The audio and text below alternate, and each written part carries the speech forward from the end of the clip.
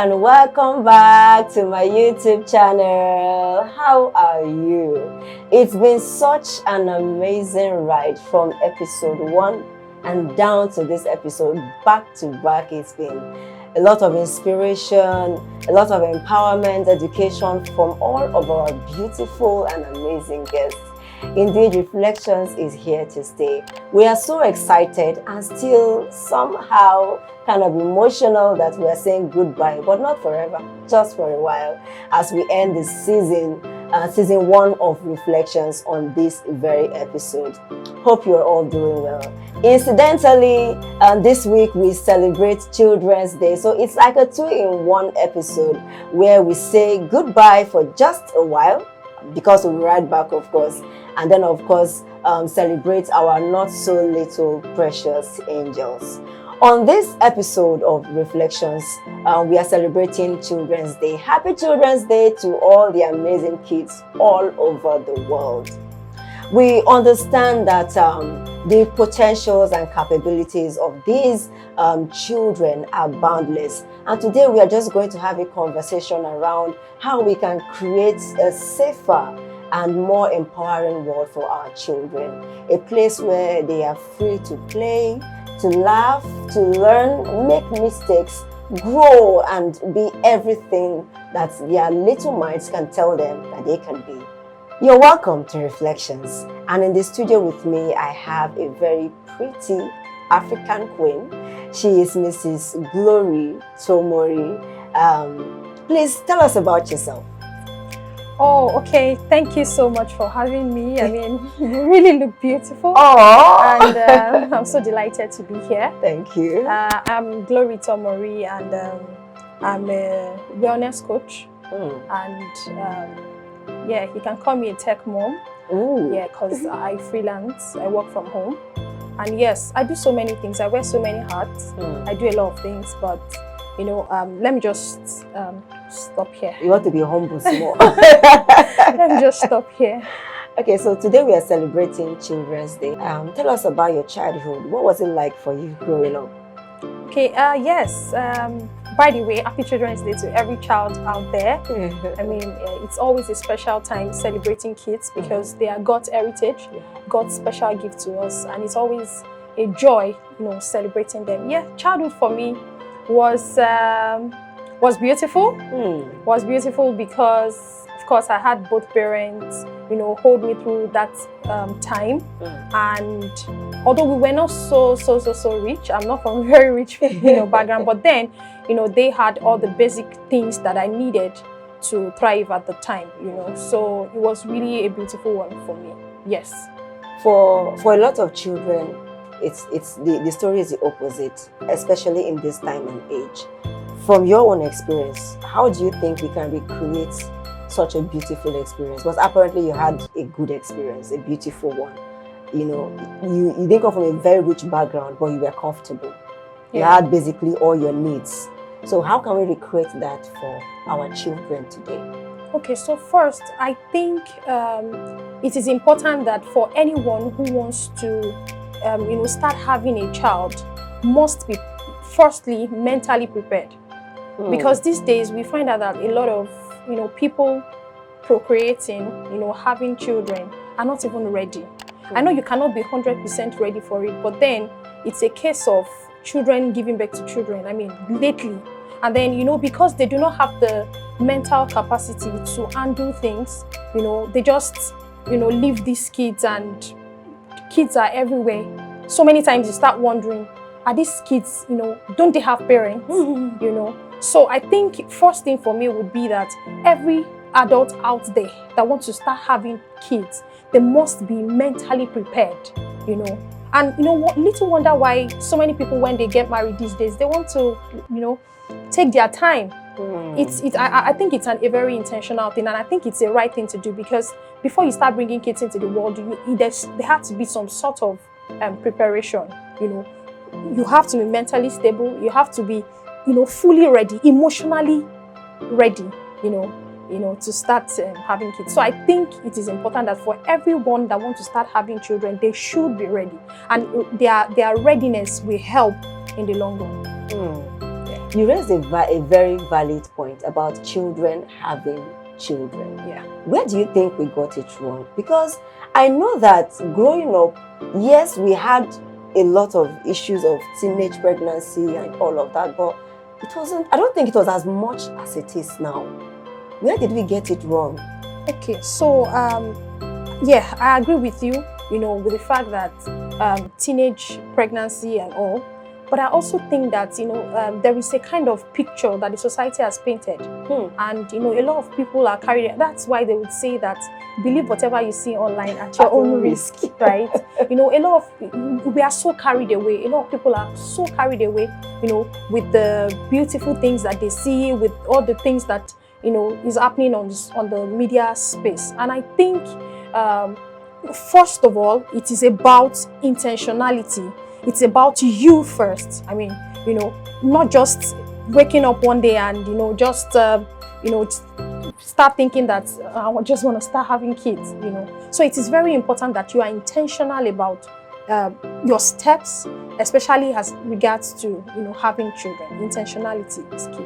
Let's make it more specific now about our children, in this time and age.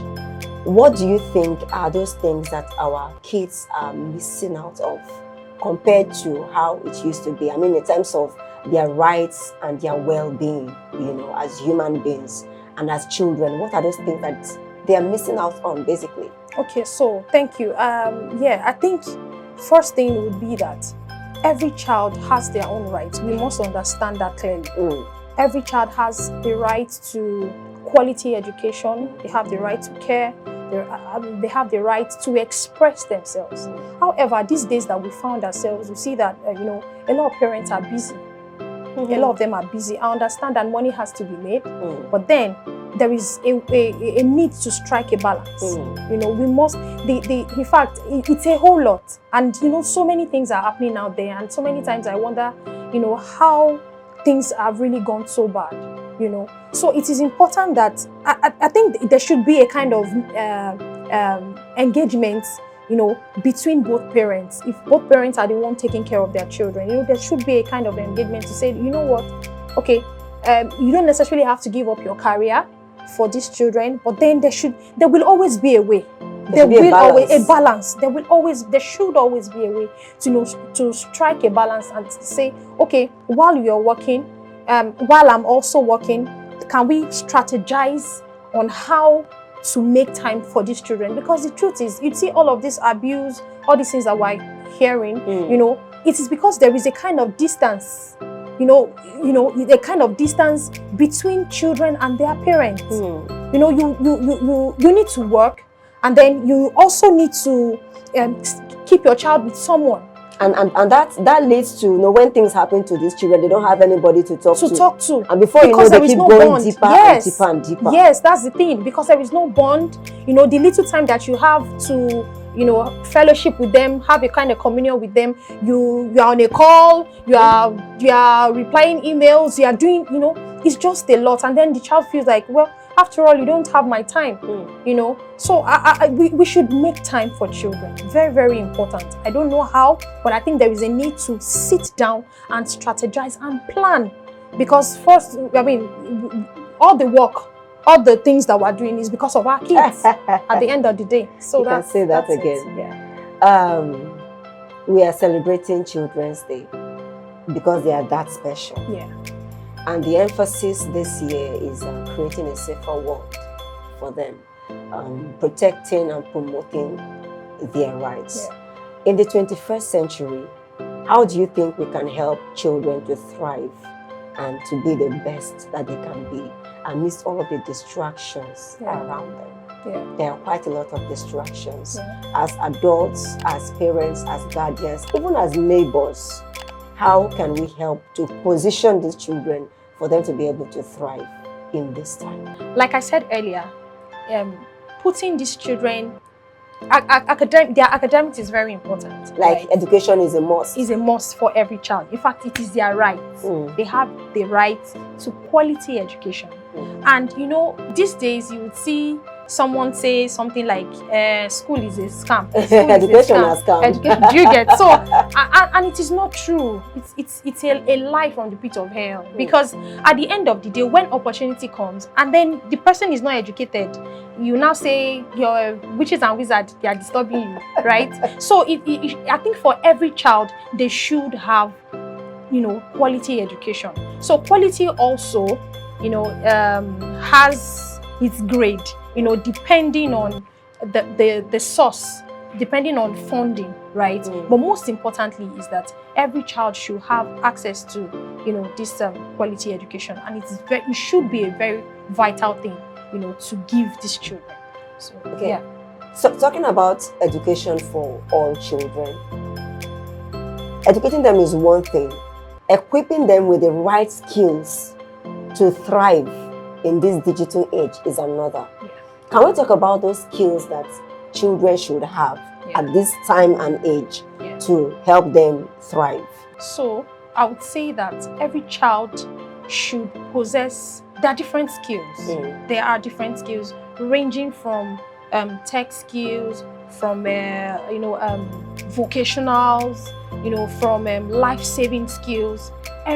Somehow they should be acquainted with these things. So one of it would be, you know, soft skills, basically. Soft skills, because the truth is, in this time that we are, you know, no matter how well you study, if you do not have these soft skills, you may not really go far. You may not go far. You see, these days we see children, even my children, you know, apart from their academics, I make sure I pay for coding and robotics. I make sure I pay for you know, tech courses, because I've seen that these days, give them your phones. You see how well they operate phones. You see how well they can, you know, use computers. And then you are wondering, these children, they did not, how come, you know? And then that's a kind of potential that, you know, you've spotted, and you should build on them. Not all child, or not every child, will be able to do all of this. However, there are other things that children can do. In schools, there are vocational studies. While they study, they would say, what would you like to learn? There is knitting, there is hair making, there is tailoring. You know, just get them busy, because the truth is, children get distracted easily. However, when they find something they love to do, they will stay by it, and they will do it well. And you know, because their brains are magnetic. Children of these days, they are not like the way we grew up. I know you can bear with me. You know, they are very smart.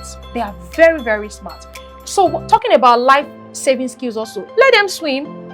If any child says, I want to learn how to swim, and thankfully, you know, schools these days also, they have all this. They've incorporated that. They've incorporated that into their curriculum. So they can say, okay, swimming, chess, you know, all of these activities. And I think every child should be a beneficiary of, you know, these little skills, because at the end of the day, it will help, right? So yeah, basically that's what it is. You mentioned something about you and your children. You've identified something that they seem to be good at, and you're building on that. A lot of parents make that mistake. They don't pay attention to the strengths of children. And most times they push them to develop on the areas of their flaws and weaknesses. And then later in life, you wonder why your child is not doing well. Because your friend's child is doing a certain thing, you want your own child to feel out. You want to feel among, my child can do it too. You are not concentrating on the child's strengths. There are areas where they, you know, they excel effortlessly. So I think for me, that is a take home. That's a take home for me. Every parent should put their ears and their eyes on the ground. What are the areas where my kid just does things effortlessly and he excels at it? Let me see how I can build on that. Your last words to our not so little precious angels as we wrap up this special episode of Children's Day. Okay, I'll just say this affirmative word to every child out there. You are smart. You are great. You can do exploits. Don't limit yourself. Don't think you are not enough. You are more than enough. You are capable, and you will do great things in life. Yes, so yeah, that's it.